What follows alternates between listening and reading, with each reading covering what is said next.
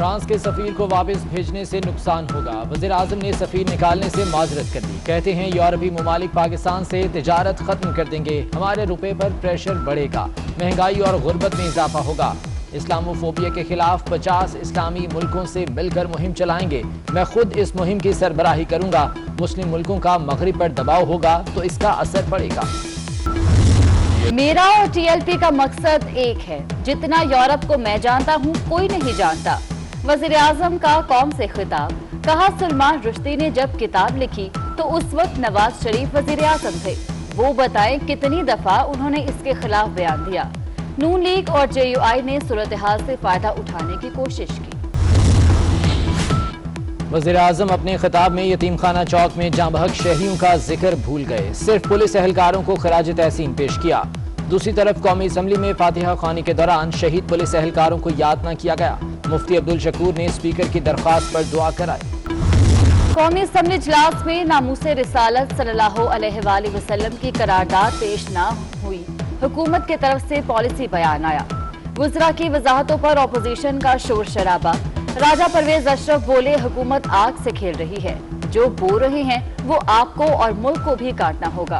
مفتی عبدالشکور نے کہا کہ جلاؤ گھیراؤ اور دھرنے والا خود اقتدار میں آیا۔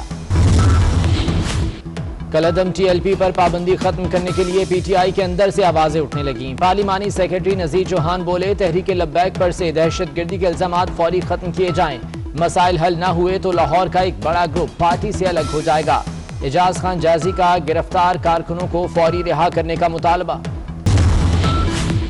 حکومت اور کالعدم ٹی ایل پی میں مذاکرات کا تیسرا راؤنڈ رات 10 بجے ہوگا، فواد چودھری کا اعلان، مذاکرات کے اس راؤنڈ میں شیخ رشید اور نور الحق قادری شریک ہوں گے، اب تک گورنر پنجاب اور راجہ پرویز اشرف کے مظاہرین سے مذاکرات ہوئے۔ کشیدگی کم کرنے کے لیے علماء کرام بھی متحرک، علماء کے وفد کی سربراہ کالعدم تنظیم سعد رضوی سے ملاقات، صاحبزادہ حامد رضا، سربت اعجاز، مولانا جلیل شرکپوری اور ڈاکٹر ابوالخیر زبیر شامل۔ علماء کی اپیل پر کہیں شٹر ڈاؤن، کہیں جزوی تو کہیں مکمل ہڑتال، سڑکوں پر ٹریفک معمول سے کم رہی، کراچی کے بیشتر کاروباری مراکز بند رہے، لاہور، فیصل آباد اور ملتان میں بھی جزوی ہڑتال، یتیم خانہ چوک پر چھٹے روز بھی موبائل انٹرنیٹ متاثر، لانگ مارچ کے خدشے کے باعث راولپنڈی اور اسلام آباد میں 7000 سیکورٹی اہلکار تعینات کیے۔ کالعدم مذہبی جماعت سے مذاکرات میں صوبوں کو شامل کیا جائے، وزیر اعلیٰ سندھ مراد علی شاہ کا وفاق سے مطالبہ، بولے وقتی فائدے کے لیے بڑی مشکل مول نہ لیں، ایسی کوئی بات نہ کرے جو ممکن نہ ہو، پرامن طریقے سے احتجاج ریکارڈ کرانے والوں کو نہیں روکے گی۔ ملک کو آئین کے مطابق چلانے سے ہی امن آئے گا، شاہد خاقان عباسی کا دو ٹوک موقف، کہتے ہیں امن و امان کے قیام میں ناکامی واضح ہو چکی، شہریوں اور پولیس اہلکاروں کی قیمتی جانوں کا ضیاع ہوا، کوئی مسلمان ناموس رسالت صلی اللہ علیہ وآلہ وسلم پر سمجھوتا نہیں کر سکتا۔ نیب کا سابق وزیر اعظم نواز شریف کی تمام جائیدادیں نیلام کرنے کا فیصلہ، نیب نے احتساب عدالت میں درخواست دائر کر دی، عدالت نے نواز شریف کو توشہ خانہ ریفرنس میں اشتہاری قرار دیا تھا، نیب نے حمزہ شہباز کی ضمانت کا لاہور ہائی کورٹ کا فیصلہ سپریم کورٹ میں چیلنج کر دیا۔ کیا شہباز کو پرواز کی اجازت ملے گی؟ فیصلے کے لیے لاہور ہائی کورٹ کا نیا بینچ تشکیل، جسٹس باقر نجفی کی سربراہی میں 3 رکنی بینچ 21 اپریل کو سماعت کرے گا، ریفری جج کی تقرری کے لیے معاملہ چیف جسٹس کو بھیجا گیا تھا۔